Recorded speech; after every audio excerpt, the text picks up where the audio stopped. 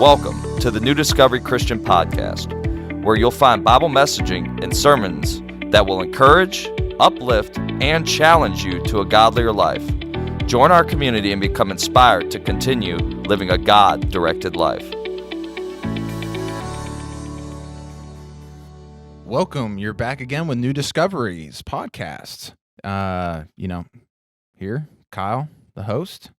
And we've been experimenting lately, and today's going to be a little bit different too, with the way that we're going to do our podcast today. It's going to be a topic, and we've taken up a list from the youth, and we're going to go through it, and we're going to kind of just talk through it. We're not necessarily going to go and break it down bit by bit, but we just kind of want to sit down, just like we talked about the last time, kind of like a coffee discussion with each other about our own experiences, what we've seen, what we've heard.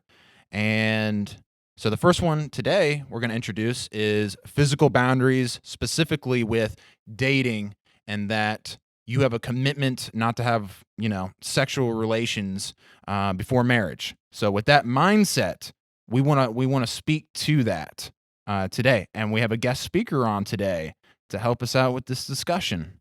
Greetings. I'm Javan, and I'm the pastor's kid, so I hope to give some interesting perspective on the things we talk about. That's about it. I graduated from North Point Christian School, and right now I'm in college, my sophomore year at Northwest Community College, so I'll have that kind of perspective. I'm 19, so not an old man like Kyle over here. No, I'm just messing. A little old. Oh, the grays. But yeah, this is interesting.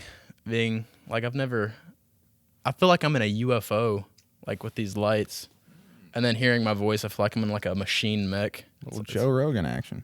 Yeah, this is how he feels. I wonder how he conquers the nervousness. I wonder if he ever gets nervous. Yeah. The baldness conquers everything. Oh yeah, that man's just like, he's beefy. He's like the beard. Yeah, very manly. Does he have a beard? Oh yeah, grizzly. Yeah, he's got that. Oh, have you eaten that bison meat yet? That elk. Yeah, that elk. Manliness. He's an elk hunter. Yeah, a little elk action. He likes UFOs and elk. Yep. And what's his name? That one guy he does the podcast with. About the gay frogs. Oh, Alex Jones. Alex Jones. Yeah. Should I go full Alex Jones in this podcast? Just start. No. Pedestrians, get out of the studio. But, yeah, this is cool. I like it. It's good stuff. Yeah, it's very unique. Nestor, I appreciate the opportunity I'm getting on this, the privilege of being here talking. Are we going full on, Nestor?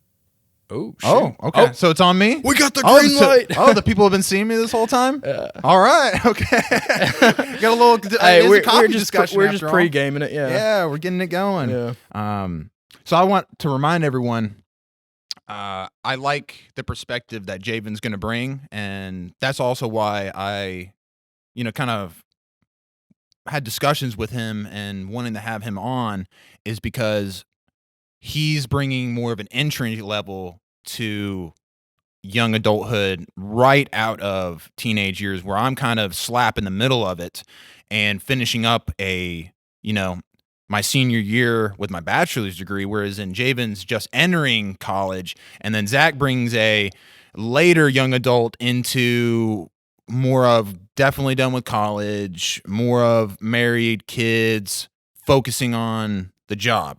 Whereas in that kind of where I'm in, that's where I'm moving towards, but Javan's kind of in the beginning of it. So I think that perspective is going to be very, very helpful. So, it's good to have you on here, Javan. Yeah, it's exciting. It.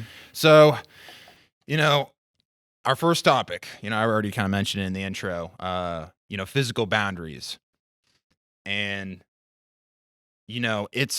it's an interesting topic. I've talked with many different people, especially young adults. It's not something that's talked about a lot, honestly. And it's almost shunned in some ways to talk about this topic. And there is no clear set law, boom, 10 commandments of physical boundaries within scripture that you're like, yeah, bam, bam, bam, check, check, check. It's not quite like that. Now, we know the principles of God wants one person with one person because of the commitment between those two. And, there's a sexual relationship with that, but much more. And God knows what we need. And that's the principle we strive for. But getting there, I think, takes a lot of wisdom. So I think that's kind of what we're going to dive into, is a little bit of wisdom for people trying to navigate this as a teenager, young adult. Let's be honest here. There's adults who still struggle with this. I mean, I've talked with them before. I mean, some adults still date. Because you're 30 or 40 doesn't necessarily mean that you're married. You would go through the same struggles. I mean, you're a human being. So, and I think that's the balance too that we'll kind of bring into. You're a human being and you have those needs for you, because humans are sexual beings in nature. God created us like that. And that's not a bad thing, but it can be taken out of whack when it comes to the balance, I think, between it. So, yeah, I think it's going to be a good topic with me and you. Yeah. I remember, we would always have a chapel service back at school, on Wednesdays. And back then, they'd always bring somebody talking about this kind of stuff, like physical boundaries and sex before marriage, and they would always, I feel like, come at us offensively, and it didn't feel like they were feeling us. Does that they weren't coming in they weren't showing some empathy and some sympathy for you? Yeah, just so unrelatable almost. And I remember they would be talking about how we're on the road to hell. It was there were some good speakers, but some speakers were kind of like hell and brimstone, kind of nobody close to that. Nobody wants to hear that. Nobody right.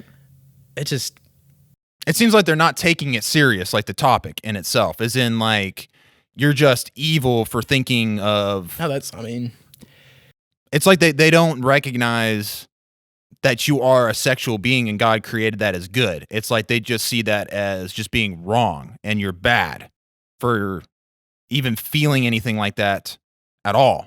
It made me feel isolated. Yeah, it made us probably all feel isolated. I felt like it's just hard to, because in your teen years, I would say you're immature in your mind, and so you'll do immature things, and having somebody who's a veteran adult that's been through some stuff, and then he's telling you yelling at you that what you may be a part of is wrong. It just can kind of come off wrong. So it's he doesn't recognize that he was in the same place at one point, and he doesn't want to speak to that. He wants to speak in a superior tone, as in then you should be where he is, as in you shouldn't struggle to get to a point where you're more balanced. It's more you're bad in the struggle. He doesn't want to come by your side and let me help you through this kind of thing. Yeah. Would you say that? Something like that? Yeah, it was not even, it was more of him just preaching at us and said, what, for me personally, what I get the most out of a speaker is when they have a really, really good testimony.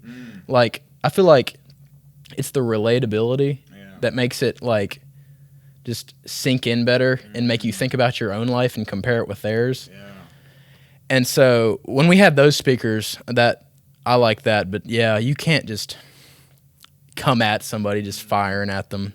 Yeah, and it's kind of like what we talked about earlier with our podcast, and the difference between living in grace and living by the law. The law brings wrath and condemnation on people.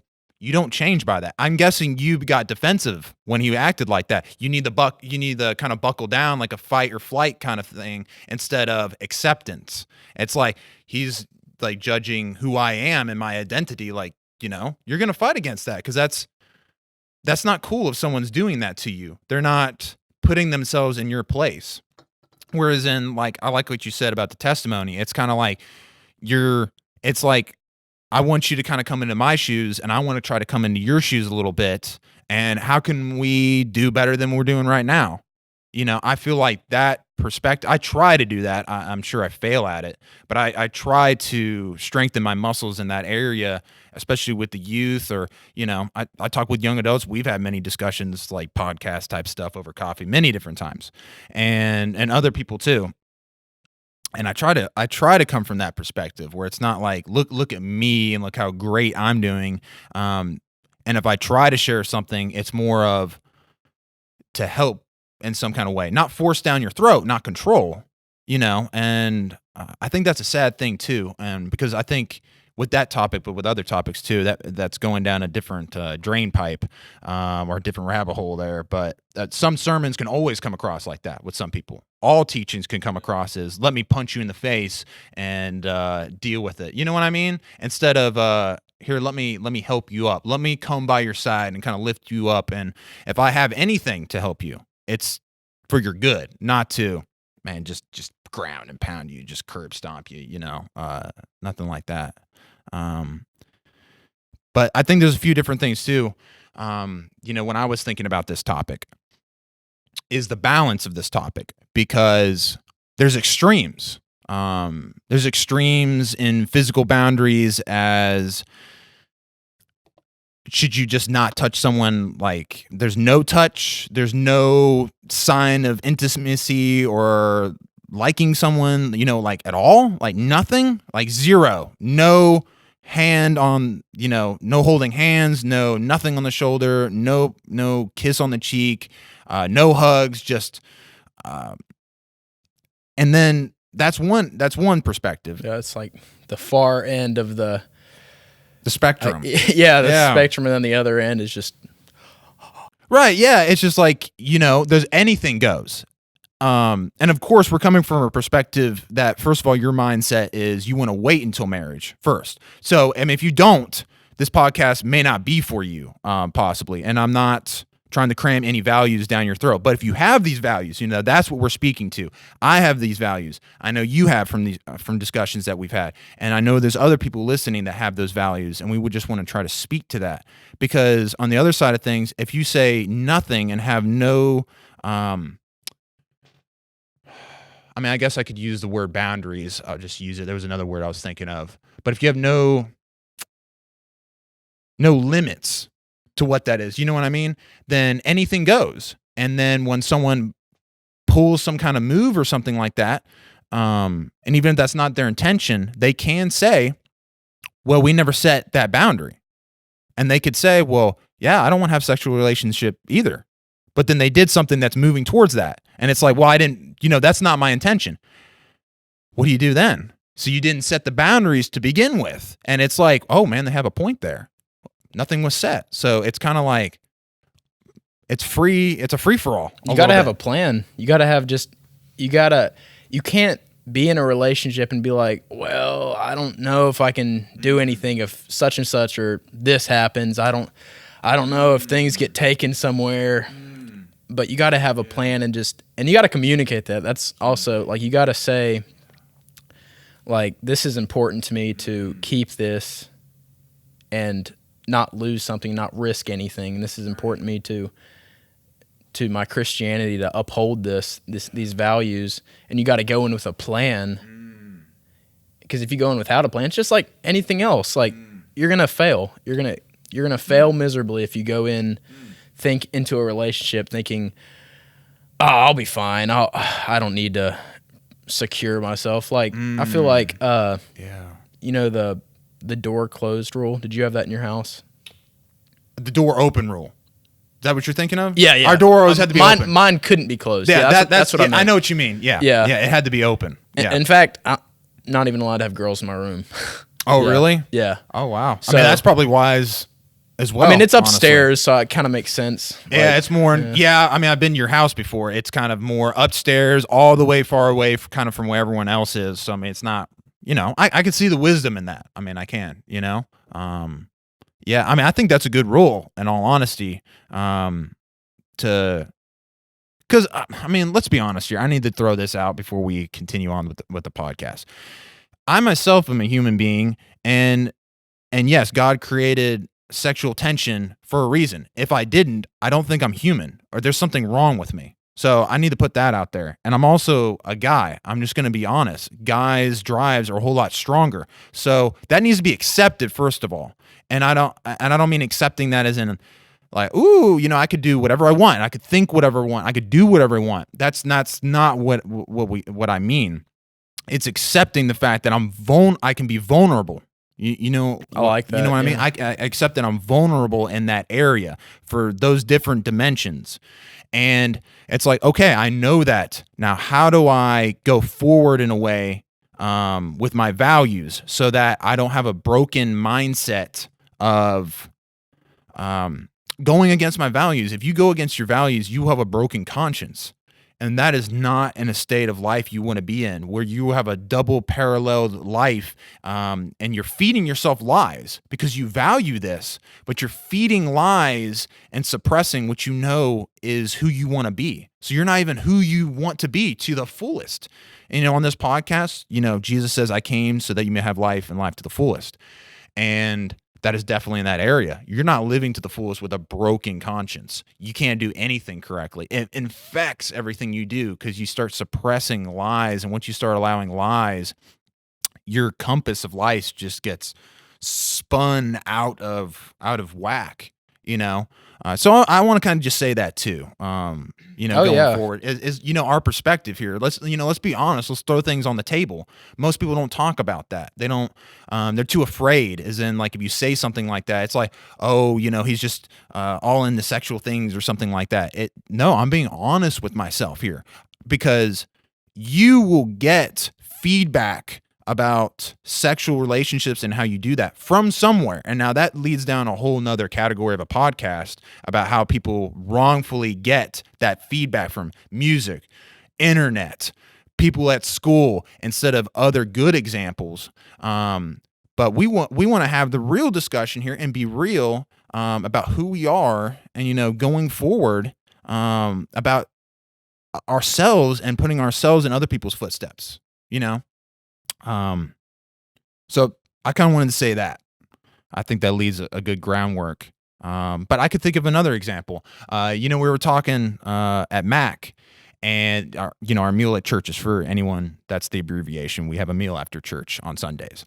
So we were sitting there, and the discussion came up, and I was like, we're talking about the physical boundaries, and it was just brought up that going to a park late at night with your girl and sitting there, and that's what we mean by what I just previously said. Come on, man. You know what I mean? Like, come on. You're a guy. Now, you may be strong enough on the first time, the fifth time, the 10th time, maybe in the 15th, the 20th time.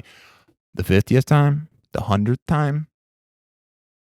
Yeah. 200 time? Do you think old Kyle could survive if your girlfriend was like under the covers? She was like, "Let's watch Netflix. Come on, snuggle."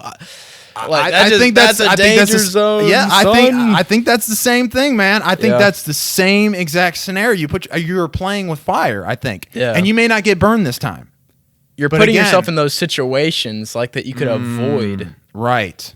It's like if you swerved over into the other side of traffic. Maybe you didn't slam this time, but what if you do that every day? Past the double line. Constantly. Yeah, you're going to get hit. You're going to get wrecked. Yeah. And you better just hope it's not a 16-wheeler, or you're really going to get wrecked. You won't walk away from it. Get obliterated. Yeah, you'll get obliterated. You're going to get destroyed.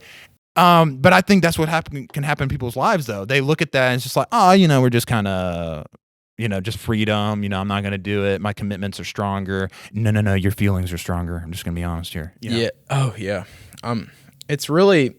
because you'll say one thing and then you'll do another. It's really hard.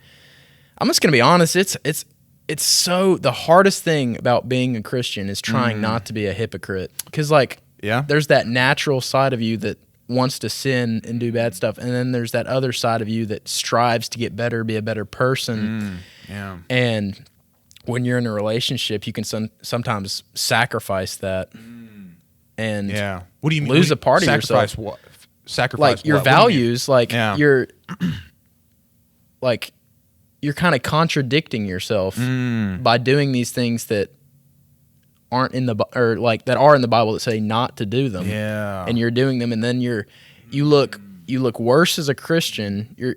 People are going to be disinclined to listen to what you have to say because he sleeps around on the weekend, and or he was in the park with his girlfriend. Right, late And at then night, or they late at night. Netflix and chill with no one at home, late at night in the dark with the door closed. Oh yeah, that's Come just, on now. That's just asking for it. Yeah, and I don't, and I got to be careful here. I don't want it to come across, as I'm talking about this, as in like, oh, look how better I am. But I do mean the perspective of you're lining it up. You're making it very easy for that to happen, by those different things that you're doing. You can, I guess. There was a book that I was reading not too long ago. It was a couple years ago, and it really helped me out. It began the process because it was boundaries in dating. That's literally the topic of the book, and I knew I needed to read this because I just never was really necessarily taught about it. But I knew that as I was going into relationships, I needed these boundaries because I didn't set them at first, and then it became conflicts later. Now I can thankfully say that I've never had any sexual relationships with anyone in the past, by the grace of God. But I knew going forward that I needed those boundaries to make sure that's a thing that will continue though, because I knew I needed to set those in the beginning, but I wasn't sure how to do that. And this book helped line this out a lot, as one of the first things that you bring up in a relationship, because for instance, if you guys agree to kiss, well, how intense does that get? If it's to an intensity where it's like you need to get a room, if someone say that, well, when someone thinks you need to get a room, what are they thinking of then? That they know that's what that's leading to. Yeah, the first warning call. Right, it's a warning call, yeah. And I think sometimes we use it as just a joke, which is, fine. But I think there's some wisdom in that, and it's like, yeah, that's more than just like a little peck, a little cheek, just of affection there. It's you're leading up towards that, which you don't want to get there. So I guess I think a solid discussion between you two is really how you work that out, because someone told me once too, if you're not willing to do it in front of family, it's too much. Do it in front of Uncle Pete. Yeah, Uncle Pete. Big John. Papa John. Yeah, John. If you're not willing to do that, then if it makes you think twice, then it's like, oh, maybe I shouldn't be doing that then. Maybe it's because that kind of attitude leads towards that kind of behavior, And I think there's a lot of wisdom in that, I think. Because typically when you're alone, you allow standards to slack. When other people are around, the standards are much higher. And they don't lead towards that because obviously that's not going to happen in front of everyone. So with that standard, you won't have behavior that leads towards that as well. And that may be different for everyone too. So that kind of opens up the discussion there where it's not such a cold law. Because again, we're saying wisdom here because there isn't a set this isn't a black and white issue. You know what I mean? This is not, oh yeah, yes. Yeah, it's not easy. No. It's definitely not easy. Right. And I think that's why people struggle with it. I think that's why that came up as a topic. It's this wisdom here and listen to other people and what has helped them and how do you go about that? And there's different ways to look at those different situations in life too. You've brought up a couple of them already. I think there's a correlation with, the statistic 50% of marriages end in divorce. I think there has to be a correlation to that because I think some people are just driven to get into relationships because of sexual desires. Right. And that's a factor. You're a human being, Yeah, and you don't want to break up with them because you'd lose that. Right. And then you'd have to go looking again. And then I feel like what you were saying, communication, those first few dates, you really need to just lay down what you stand for as a person. And if they don't agree with that, goodbye, I agree with you. Yeah. Because I think that shows a lot, not just within physical boundaries. I think that's within many boundaries of life. Yeah. Right. It's your value of who you are. And if they don't respect that, then should you be with someone that's disrespectful towards you and doesn't respect who you are? I think that becomes that question there with the relationship going forward. Do I want to be with someone who doesn't respect me and my values? I think that should be a no, because you should respect yourself. I think, and Yeah. who you are as a person, your identity, and they should be on board with that. If not, then someone else will, and that's probably who I should be with. I know with my previous relationship, I was very blessed because I'm going to be honest here. I don't enjoy bringing up boundaries and things like that. I'm not like, ooh, yeah, I got to talk about physical boundaries. It's pretty uncomfortable honestly to talk about this. Because you don't know how they're going to, you don't know how they're going to react too, necessarily, because they could react wrong, but you like the person. I don't like that. Yeah. That, you know? Oh yeah, that's a hard one right there. Because you have have feelings for them, and then they're kind of right. Yeah, and you're putting the relationship on the line at the beginning, which is honestly that's pretty hard to put it on the line there when all the juices are flowing, all your emotions are going, and then it's like, oh, it just started, now I have to cut it off. But I'm glad when I brought it up. My past relationship, I'm really glad you brought it up because I was going to bring it up to you and you beat me to the punch. Hey. And I was like, that's awesome. You know, I was like, I wasn't expecting that. And I knew her values too, but I wasn't expecting, just because you have good values doesn't mean you're going to bring up boundaries necessarily either. So someone may not be bad and wrong. We need to be careful here. Someone may have very good values and not have set boundaries. But I think it's better if you do, because you can keep those values very solid. And I was awesome because I was kind of like, oh, thank goodness, because I could have gone way more awkward, or she can be like, like, did I do something wrong? How dare you? She like hugs you and you stiff arm. Well, it was on the phone. It was on the phone, to be fair.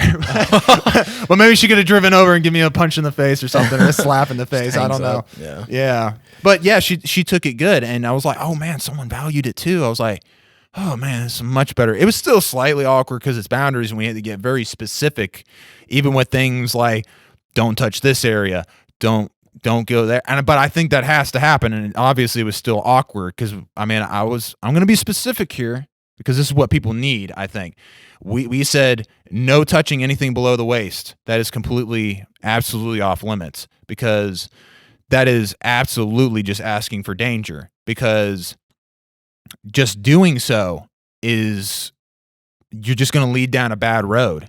I remember that was one of them. Obviously there were certain areas on a guy and a girl we said not to touch. I think everyone understands what I mean by that. We talked about hugs are good. No hugs, grabbing the butt. I mean, that's what she said. I think she's probably had experience that may have happened in the past, so she brought that up. But that's the realistic stuff. And I was like, you don't have to worry about that, because that wasn't gonna happen. I'm definitely not gonna be in a photo doing something like that. I mean, that's just. Oh, speaking of photos, I see some I don't know why they do this, but you see, those photos of guys with their girlfriends and their hand is on the girl's butt. Right there, yeah. The girl's up on. I know. They're like. I know, they're just like, I saw one a couple weeks ago, and the angle of the camera was low, so it was focusing in on the hand. I was like, oh, dude. And you gotta see their face, while they're like, his face was just, man. His face was like that. It was like, touch her. They never smile. They never. All the guys that have if you notice, they'll have a really gorgeous girlfriend.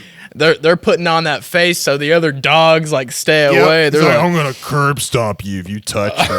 It's like, this hand will punch you. By the way, you see this. Starts flexing. Where's those muscle tees? Yeah, man. I know exactly what you're talking about, and. Yeah, I mean, obviously my values don't lie there, because you're kind of even broadcasting it. It's more than just trying to get away with something. It's like, this is who I am. You know what I mean? That goes to another level there too, But that's an example though. Someone may not know that and be like, some guy could have been taught at one point is that's just what you do. You put your hand on your girl's behind, and that makes you manly, and maybe that's how those photos come about, and maybe that's just what they've been fed their whole life. To be fair to them, maybe they're just like, this is what it means to be a man, and no one ever told them different, so that's what they do, even though it can look very embarrassing, like we just talked about. Yeah, It's tough, man. It's tough. I feel like like you can tell like how close a relationship is too by the picture, like because like obviously a shoulder like this is friend zoned. Oh yeah, And then yeah, you're right. I've seen somewhere the hand is like the arm is around, but the hand is actually in the air. Have you seen those before? Oh yeah. You know what I'm talking Actually, about? yeah, I actually have. I saw that recently. Okay, so at Kroger, that's where I work. There was there was 3 co-managers, and they were taking a picture in front of something, and the dude was in the middle, and like the other 2 were females, and so he was. It was so. He looked like a scarecrow. He was like.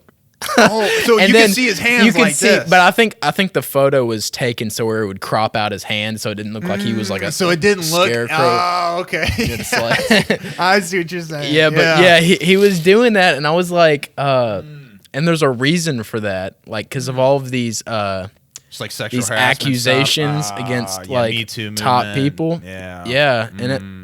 And that's another thing. Like yeah.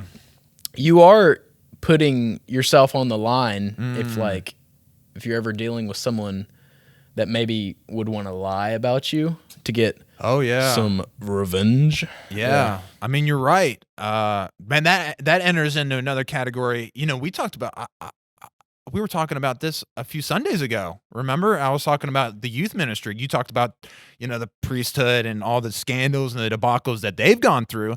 And I think it's because of a lack of boundaries with them, honest. That is one of the main Now, they're not married. I think there's, my personal opinion, I think there's a correlation there. And, you know, we talked about that.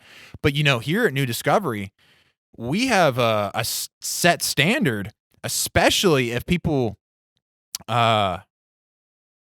if 2 people of the opposite sex do not need to be alone, like at all. And I've had to uphold that in my youth ministry. And, you know, I've had parents who say, I trust you. And I'm like, that's awesome. I'm glad you trust me. I may not trust the person after me, though. And also, I may not trust the person I'm with. Accusations. And that has happened. That has crippled some ministers and youth ministers from accusations that were not accurate because someone pulled a move, someone didn't reciprocate, and then someone got angry and bitter and went and said, I'm going to go get him. Potiphar's wife and Joseph. I mean, that story right there. Joseph didn't reciprocate. Classic. He got thrown in jail. You know, that the Bible speaks to that. There's some boundaries right there. Now, I think Joseph did all he could to not be alone with her. Yeah, it's a shame. He got thrown in prison and he just ran away. Yeah, he got thrown in prison for years, as far as we know. Just imagine that, going to prison for years. Yeah, imagine like saying no. I think I'm gonna assume Potiphar's wife was like pretty hot. Like, you know, I mean, he's an uptight official. Yeah. He's not gonna. Like, I'm assuming there's some kind of temptation. Yeah, he went for the high. Right. He went for a high class looking girl kind of thing. Yeah. So, you know? And then she was offering herself to Joseph. Think how hard it was for him to say no, and then to be. He's not married either. He's not married. Yeah. You know, it literally. Man, and then he got thrown into prison for it. Just think how tough that was. But think how blessed he got later on in the story. I think there's some. You can bring that into present times, like say. You're entering into a good conversation here. Keep going. I like it. I have like that thing I was talking about yesterday. The vision I have, like I want to have like a good job, at least by my later 20s, and I want to get wiser. Like I feel like I want to get wiser and be the best dad I can for my kids, and I feel like. And I want to have like a really, really good relationship with my wife so we can have like a lasting marriage and not one that just ends in divorce. Like everyone else, 50% right down the line. Yeah. And how it relates to the Joseph story is that God eventually blessed Joseph. It may look like he's struggling. He was put into prison. His life was terrible. It may look like your life is terrible now. You'll be in high school and you'll be saying, no, I can't. Right. And then everybody will make fun of you and it'll seem hard. But in the long run, he got blessed. Joseph got, he was Pharaoh. He was the top dog. Yeah. In the land. The only above him was Pharaoh. Pharaoh said. Yeah. And that was made through those sacrifices he made. And by holding yourself accountable, like, and by not falling into the traps, temptations, you're securing that future that God has for you. Yeah, I agree with you. And- That's a great principle in general. The fact that you let go of immediate gratification, another word to say it, as immediate pleasures and feelings and acting on them, you restrain that for the better feelings, the better successes that life will bring by letting that go. And you're saying, someone else said to me, when you say no to something, you say yes to something else. So when you say no to those immediate gratification kind of things, you accept something much greater down the line. I mean, you can make that as simple as, I'm not going to Netflix and chill when I know that exercising and my health is a lot more important and I need going to the gym. You know, we've talked about this. There's a dopamine spike. I've even read research where it lists people literally out of depression. Exercise can. Nothing else. I believe it. It got me out of a bad place. It like... You're so much in a better mood. It's actually been told that some drugs work almost as good as the exercise itself. Now, some people need to have the therapy as well. Yeah, but that's an awesome thing right there. The fact that you let go of that small thing, look at that. I would absolutely say that's a blessing that you brought in your life in the long term, especially if you keep that going. So then the long term, it's like, man, you keep that blessing train going. You know, not that Netflix is bad. I'll watch it myself, but you see what I mean? It's a principle. Or you don't do your homework right after school. And I try to do this. I try to do it immediately after I get out of class and go to the library and do my homework and then leave. And I feel much better about it instead of going home, knocking down the food, laying on the couch, falling and can't get up, looking at Netflix, and then it's 6 o'clock, dinner time, and it's like I didn't do any homework. And I used to be like that. To be fair, I was in that place, and it's been very hard to get to where I'm at. But I think that's kind of what you're talking about, here. But I think that goes towards physical boundaries, as well. Your life will just improve with, say, if you're free with your body and whoever gets to, have it, then you're not going to get the best person for you, because that best person for you is obviously better than you right now because you're, doing this and you're not living up to your true potential. See, if you're living up to your true potential and not doing these things, you're going to attract somebody else that's trying to live up to their true potential. And you're eventually going to be, just a power couple. And you're going to get that person that God has meant for you to be with, and not some person that you might divorce, might have hardships with, I'm just going to be honest, you'll have a kid with them and then you'll be stuck with them. And then that's a lot of people at Kroger are like that. The reason they're having to work at a grocery chain is because they messed up when they were young, and then they're constantly trying to catch up with that mistake, but they can't. Once you have a kid, I think how much was a kid? It's somewhere of $1 million by the time they graduate high school. Tell me that's not an investment. That Forget is. college. Your new investment Is it $1 million? That's $1 million by the time they get out of That's I guess that's one kid. Clothes, food, yeah. Clothes, food, shelter, air conditioner, AC, housing. I mean, cars, Oh yeah. insurance. I mean, you see, that's almost 75% of what you spend a year, almost. And by having kids at such an early age, you're financially just at a terrible place. Yeah. And also it all comes, the most important thing, you're not going to be raising your kids in the best way because you're going to be off at work trying to pay for slaving it the out expenses, at the job. and you're just going to be your kid's just going to be what am I looking for? What's the word? Lacking that good parental guidance, and there's not another person there to bring in that other half. That's why I want to have my kids later in life, so I can be a better father. You know what I'm saying? Yeah. The next generation, you see all these criminals, all the people that are really bad, it all stems back to their parents, if you've noticed. They had, unless they're an absolute psychopath. Yeah. Well, even then, sometimes. But you're right. I read a statistic a while ago, or it may have been Andrew Peterson, and I brought him up in the last podcast with Zach, and he brought up humans are the only species on this earth that are trained to be human. The only ones trained. Only ones taught. That's a better word. They're only ones taught to be human by other people. Only species. That's an apologetic in itself if you think about it. That opens up a lot for you to think about there, because if you're taught wrong, you don't know how to be human. That opens it up to God too, and His teachings about the one who created people, but also from people too. Both of them are very important outlets.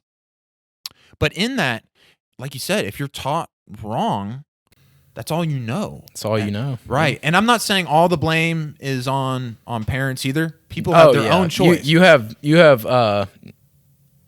other outlets to get some of that as well. If you really want to seek out the truth, I mean, especially with the internet nowadays, let alone back then, there's people you can actually get it from. Now, I'm not saying it's easy for you, because you have to get outside of what you've been taught. So that's not an easy thing, but it's available to you. And I think the statistic was in one of the books I was reading, in Boundaries by Henry and Cloud. Just golly, it's just great stuff. But they sat down and agreed with each other. They said, what was it? 75% of the responsibility is to the child. 35% is given to the parents. Now, 35% is a lot overall, but 75% is way more. But again, that 35% will rack up if it's in bad stuff. It's like 35% of that's more than a quarter. Yeah, you know. So I mean, that's the difference between very crucial to have that relationship. Difference between an A and a bad C in life. Let's say it like that. A difference between an A+ and a C-. There's a big difference in life right there. And then you have to build yourself back up, and you have to admit you're wrong. That's not easy. So some people may be listening today, and it may be hard for them because maybe they didn't wait already, and they may be thinking, oh, is it too late for me? It's never too late to stand up for what you value. It doesn't matter if you've already given away your virginity. I'm just going to say it. You've already given away that initial for someone. You could still stand up for what your values are and have a clear conscience about who you are and who you want to be and who you want that person to be later in life. Like you were talking about, build yourself up for that person later in life, and you can still do that.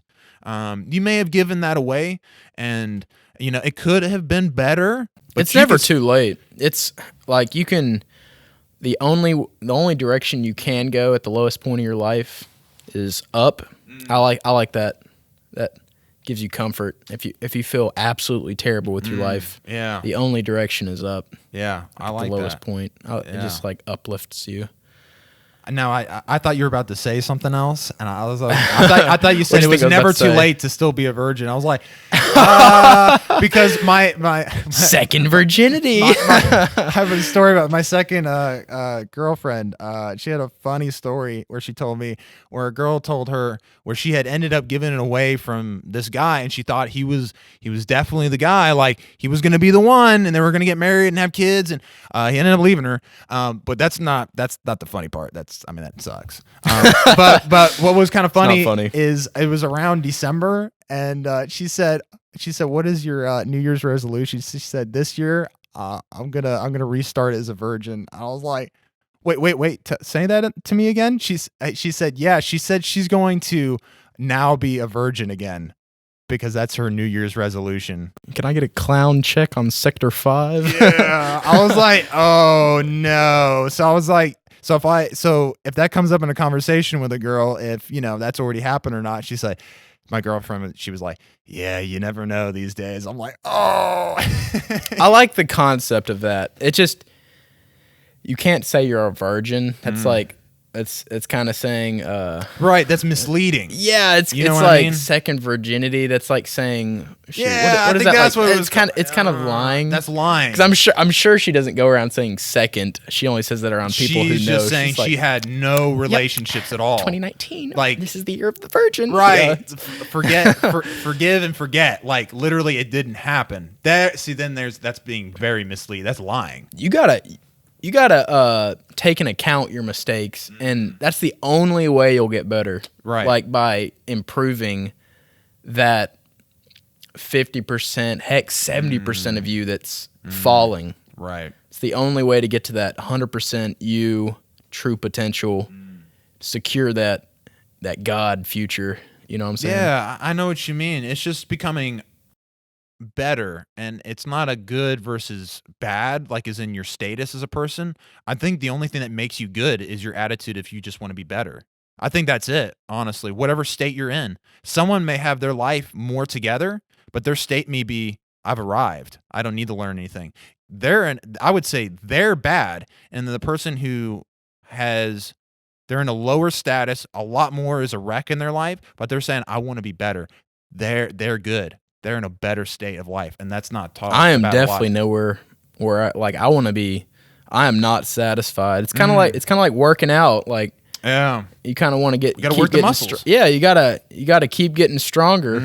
Good pain. Good pain that grows. Yeah. And then you sleep on it, and then your muscles grow. Exactly. You're going through this pain by like saying, no, I can't cuddle with you because that may lead into something. And so, but in the long run, you're going to come out on top. Yeah, I agree with you there. I think laying those standards isn't fun. I just shared a story. It wasn't fun, especially when I think you need to get specific too, because if you're not specific, it's just like with a job. If your boss isn't specific about what he wants you to do, everything's left up to interpretation. You don't want to be in that place either, because you'll get away with things, or you just didn't know. It's just ignorance, to be fair to people. And you got to be specific about, I'm not comfortable with this. We can't do this because I know where this is going to lead to.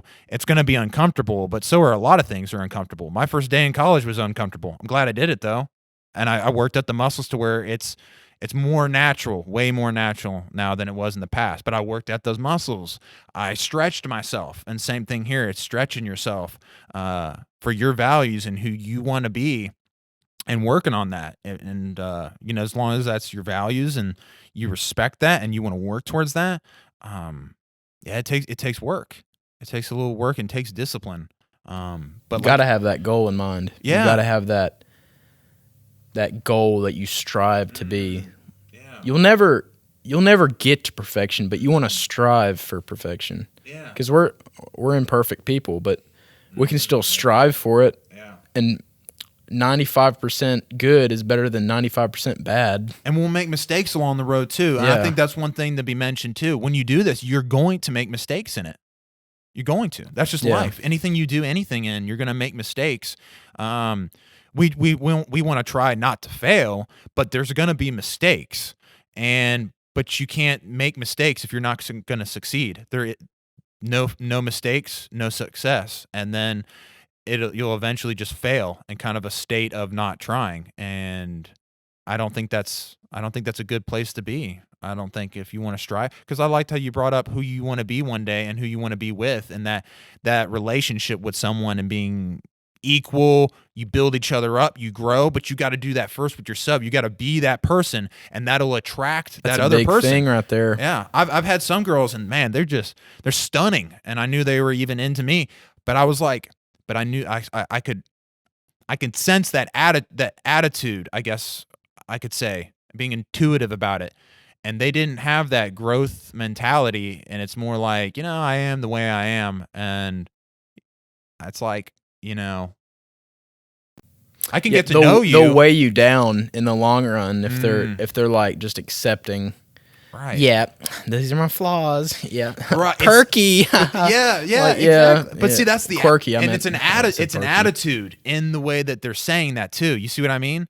Like, we've been talking about how we make mistakes throughout this whole thing, and we're not perfect. But it's not an attitude of like, I don't need to grow. I'm good. I'm set. And I don't forget these mistakes either. You want to remember the mistakes you made, because those are God-given lessons. If you think about it, you can learn and take away from the those real things. Experience. Yeah. I don't, like you were saying in that other podcast, I like what you were saying, don't dwell in the past, live in the present. Yeah. But there is a part of the past that we need to remember, and that's what we can use and learn from. Yeah. It's kind of like history repeats itself. It's like, you're right. It revolves all around that. Yeah. It's a different way of remembering. It's a different. Instead of just, because some people can say things in their mind, you're stupid, you're an idiot, you're a failure, that self-talk. And they're remembering things from the past, but that's the attitude they have about it. Is just, there's nothing that can be done now. It's just you're a failure in life. Why try? But what you're saying is different though. You're saying, remember the past. Be like, okay, accept that. Rise up. Right, yeah. Accept that you make mistakes in life and accept that it happened, but say, how can I work towards this not happen again? Or how can I build myself in a way to where I work work out of this in time. But that takes acceptance too. But it's also an attitude of growth. And I think that's way different than what most people do. They just dwell on childhood things, what happened with mom and dad, or what happened in school. I got picked on because I was short. I got picked on because I wasn't good looking. I got picked on because I was poor. I got picked on because I wasn't athletic. Mom and dad didn't provide me warmth. Dad never talked to me. Dad never hugged me. Mom was always complaining all over the place and was always just angry. Never wanted to. Those are real life issues with people. And some of it's just a dwelling on the past and being angry and bittered. But I think there's a different way of approaching it too. There's a guy named Young. He was a psychologist. He had issues with his mom. But when you read his material, and some of it's pretty high up there, but when you read through his material, he's so accepting. And when people talk to him, he's very accepting, is listening to you intently, seeing if you can learn something. People like that. You need that. That's why it's like a psychologist, but you're not in the profession of it. Yeah, you're like, everybody needs somebody to vent to and to listen to them. And some people don't get that, and it comes out in other ways that are negative. Yeah. And it's like, no one understands me, and like, right. Everybody seems to put that on Snapchat these days. Oh yeah, like, Instagram, Facebook on the feed. Like, F the world. They'll be like, nah. Right. Yeah. And, but I think they do need that, like you said. Yeah. They need a way and a person to go to. And you got to realize as a Christian that not everybody is on your level of like comfort. People are in a dark place right now, and you can't just like talk down to them. You have to go down the ladder and you need to help them back up. Yeah, you can't just like look over and be like, you know what I'm saying? And I think that's where listening. But I think that's where listening comes into. We may be entering into another podcast, possibly. Who cares? Who cares? We'll do 5 right now. Yeah, give me another cup of coffee. Yeah, some McCafe. But one thing that was interesting, I'll note on this, and we'll kind of swing it back a little bit. But I know one thing with listening, for instance, is most people, when they're talking with people, they're not actually listening to people. We say that, but they're not actually listening. They're actually thinking of the next thing that they want to say. That's not listening. You're not entering into their shoes. You're just thinking about what you want to say and what you want to promote. Now, that's a hard temptation for people. And like I was bringing up with Young, he is intimately trying to be in your footsteps and where you are in life and where you are and what you're experiencing, what you're feeling, and account for all that in himself. And what was really cool is there's a study done that when you're listening to someone else or even reading someone's book, this can include scripture, but other readings too, is when you hear a story from someone else and you're listening, the same areas light up in your brain as the person telling the story, as if you're experiencing what they're experiencing by listening to them and taking it in. And that has a lot of, you are literally feeling and being where that person is according to your brain at that moment. And that's the key. Just feeling having that sympathy, that empathy. Is it, which one? Sympathy or empathy? Are they both the same thing? Sympathy is you feel really bad and you can see where someone is. Empathy is trying to be in the footsteps. Okay, so empathy is what we'd want to use empathy, here. Yeah, that would be a better one. Yeah, that's key. Like, you're not going to be well liked if you're only like, gosh, I hate when people do this. I have an example. We have corporate visitors coming, and they do this thing that, it just grinds my gears. They'll come up to me and they'll say, "Hey, how are you?" Oh, and right as I'm replying, I know what you're talking they'll about. cut me off and tell me to do something or tell me something I'm doing wrong. It is so aggravating. You're just ingenuine.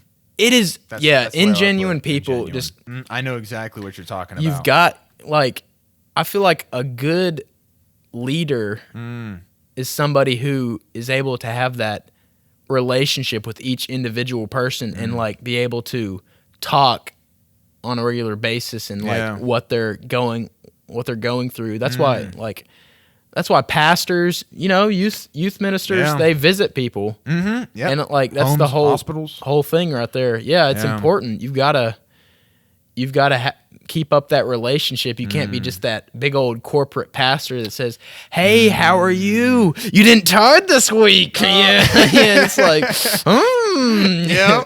Some churches do that. I won't knock the denomination that I know that does it for sure. But yeah, they'll come to your house and straight up knock it down. And just, their little bicycle and tie. Yeah. No, it's actually, you didn't pay your dues. No, they're not. No, those people aren't a denomination. They're a cult. That's another podcast. But, yeah. Yeah. You're talking about Mormons, right? I guess, yeah. Whatever. They're a cult. Yeah. I've been encountered at Kroger by them. They're kind of fake themselves is the sad part. They'll come up to me and be like, "Hey, what's your name?" They'll be like, it's almost like they're on like crack or something. They'll be like, "Hey, what's your name?" And you'll answer them and be like, "Can we pray for you?" And it's like, "Oh," like I was like, "I'm on my break. I gotta eat." And then they're like, "Here, we'll make it quick. We'll pray for you." And they put their hands on me and like, oh, physical boundaries. It all comes back to physical boundaries. That's how you brought it back. And then and then they'll put their hands on me and pray for me, which isn't a bad concept, but it's so.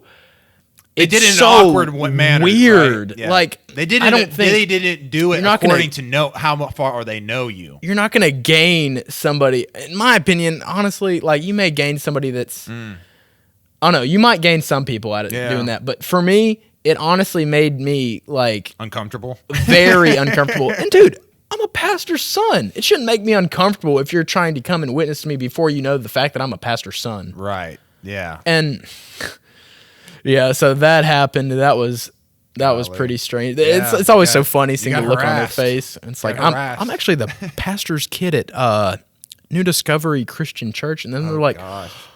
"Oh," and I'm like, "Yeah, comrade, right?" And they're like, "Yeah." And you just gave them ammunition to come on down to the church. Probably it's like competition. We must back away now. Yeah. They know they couldn't. Very competitive over here in the Hernando. flock. One thing we didn't talk about that I just thought about though is we didn't talk about the extreme of how far you can go. Oh yeah, we never. Yeah, like the other extreme. Like we talked up. about, you're off by yourself and it's dark and you're watching Netflix and you're under a blanket. Obvious that there's an extreme there, but we didn't really talk about the other extreme necessarily. About is there anything allowed? I think anything public is kind of a safe spot. Being out in public. Hold hands in public. I mean, right. I really hate to see it on other people, but it's fine to like, you know what I'm saying? I hate to see in PDA, but doing stuff in public, like hugging, maybe kissing in public, like nobody's going to, at least if you have some class, nobody's going to really do anything vulgar in public. And I think stay in a public setting, I guess. Just that'd be the best way. Yeah. Like you want to guard yourself and not be in those like isolated positions like a car somewhere in the boonies or up there and upstairs with the door closed, TV's blasting, covers down. Yeah, you shouldn't be alone in the house if there's no parents cuz I agree with you. I mean, there's you could be the strongest Christian and I think it's the same thing for young adults I don't too. know. If you live alone, you need to be in public places, not coming over and watching Netflix.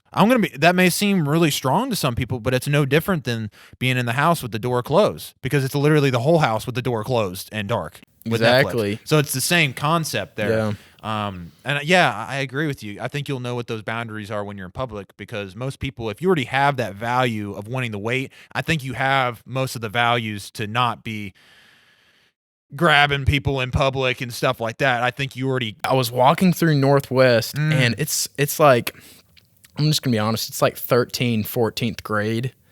It's like it's like high school. Yeah, it's 13th grade. It's really different for me because I came from a private school where you can't even hold hands at North Point. You can't show any signs of affection. Yeah. Oh, wow. It's very. Can you hug? No. Really? No, I don't think so. Not even a side hug? Never tried it. Well, so you're hugging your boy and don't touch each other. Well, there's a certain point. I think side hugs would be. I'm sorry if I screamed too loud in that microphone. It's fine. But I think. But anyway, back to what I was saying. I saw like there's this one couple, you've probably seen them. They're kind of iconic. They make out in the hallways. Like, I was like, I walked in one time and I was already kind of aggravated because I got caught up in traffic and I was walking in. I was like, he's mean and he's green. I opened up the door and the first thing I see was this guy, like, just baby talking his girlfriend and like tickling her, and it was like, that's bad. Oh, and then That's they started cringy. making out in front of me. Like, I was like, dude, am I invisible right now? Yeah, it's like, what's going on here? And then, so that was happening. But yeah, there are extremes in public that that the people that just don't care, that they're in their own little fantasy, like fantasy little land. Yeah, I think they just don't take other people into account at all. I think if you do take people into account, I think you'll be safe. Now, I guess if you're one of those people who don't, I mean, I guess you'll have to work on that boundary and just taking that into account.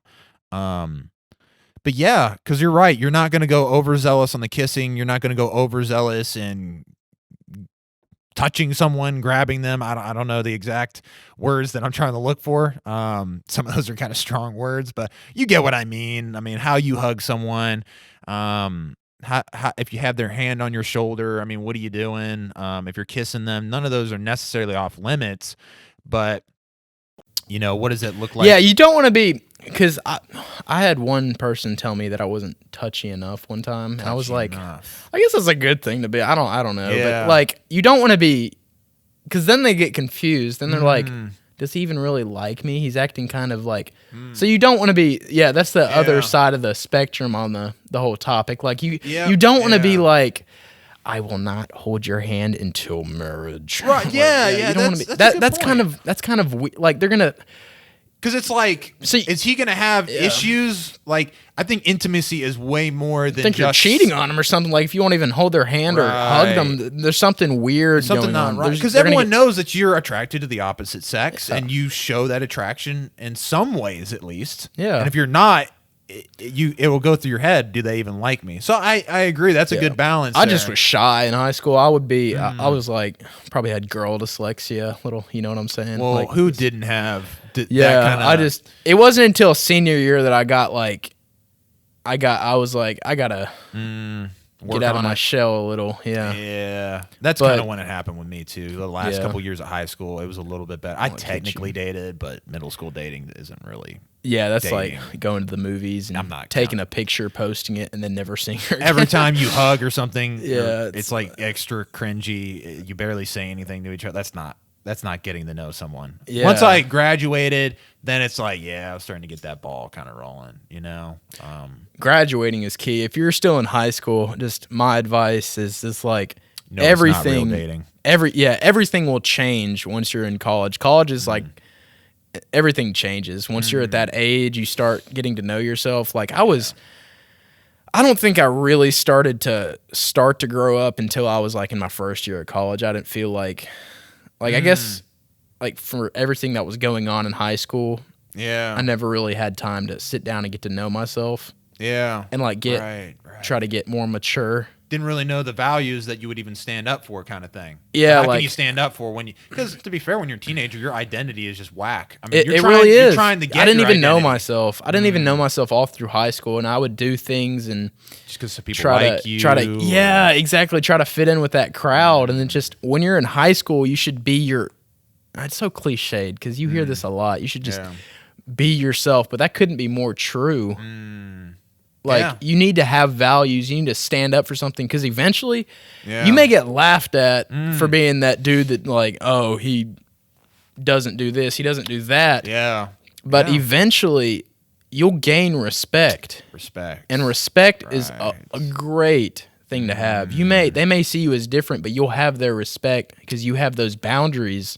Yeah. Physical boundaries. See, I just like wrote it. We brought it back in. It all comes back. Yeah. And people will respect you. I remember I was one time, maybe I'll end with this story. I'll leave you open for another story. I remember I was at Sports Authority, and this just came into my mind from what you were saying. A guy came up to me, and first of all, I never said I was a Christian, so that was kind of interesting. And I never talked about sexual relationships at all, like none.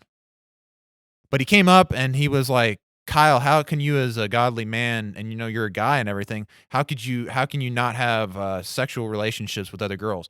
He didn't know any of that about me. So first of all, I was kind of shocked. I mean, I guess that's a whole nother thing about, man, just being yourself and stand up for what you value. He respected that. He may not have, I don't think he did, knowing who he was at that time, but he respected that I stood up for what I believed in. I was like, for what I valued, I was like, okay. And that question came up. And again, I didn't talk about sexual relationships at all.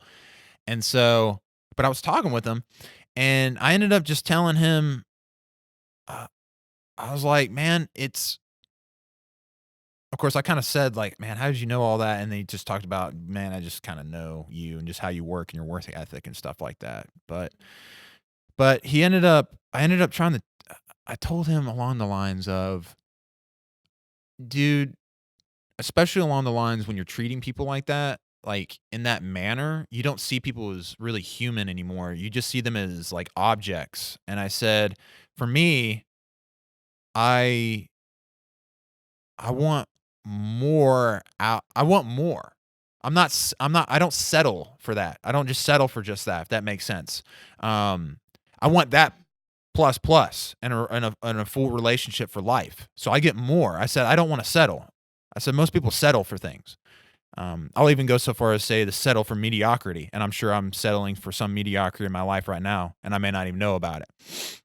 People generally do that. And I said, I just don't want to be that person. And I said, same thing in this area. It's just one other area I try to work on, and he really thought about it. And I know he's in church and stuff like that now. And I was probably just a stepping stone on it, but I stood up for what I believed in. I could have just been like, oh man, it's just tough, or yeah, like them women, and I could have just not stood up for what I believed in, but he actually respected it, instead of double talking, you may not like me, instead of thinking like that, he was like, dude, I respect that. I may not be there, but I respect that. Even if he didn't accept it, he respected it. And I guess there was something to that. There was boundaries there, that I kind of got to tell him about. So, I mean, I think it's all about, I guess we bring it all back around. Who do you want to be in the future? And I think that has to do with this. The workplace is important. That's people are going to see who you really are. See, you can't be, you want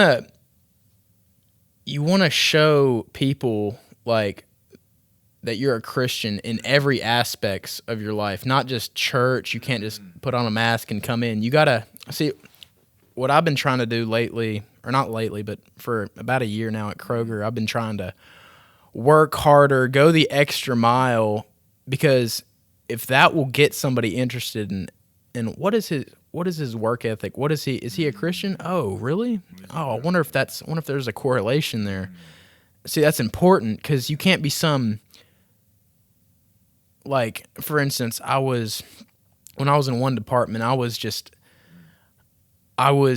doing what I had to do, and then if there was some free time, go in the bathroom, get on my phone, check Instagram, do Snapchat, do all that, and I wasn't just working to my full potential. And then when I moved to a different department, that all kind of changed. I started getting and I'm glad for it. I'm glad, I feel like it helped me develop character, and it just like working hard and just exemplifying God. It's like, and that can end a whole nother podcast, because once you start building your character in one area of life, it starts to flood into other areas. Exactly. So, and that enters into this discussion too. This will flood into other areas of your life too. Better relationships. You gotta relationships. Even friends. There's boundaries in friendships too. Where do you take your stand on your values, and where do you let certain things slide? That's a wisdom thing right there. It's hard with friends. It's like, that's like, because you want to still be friends with them, but you feel like you're gonna lose that if you like say no. But like, if they're your friends, they're gonna respect your decision to not do something. But what I was gonna say is, throughout this summer, I've been trying to, like, this is going to sound kind of funny to say, but be more charismatic with people and just be more more giving towards when you're talking to people, social, instead them. Of just like, good, how are you? Say, right. Oh man, I'm just getting through the day. It's been tough in here, and then you make little small talk, and then maybe butt into a conversation. I've been trying to concentrate on that, because if you make more relationship with people and make an impact, that just Yeah. You know what? I'm gonna cut it off right here. And the reason why too is I think on our list we have something about friendships and relationships going on there. And I think we just added a little teaser for next teaser, time, I think, yeah. for next month. Yeah. So, again, thank you for joining in today. You got me again. We got a new guy, Javan.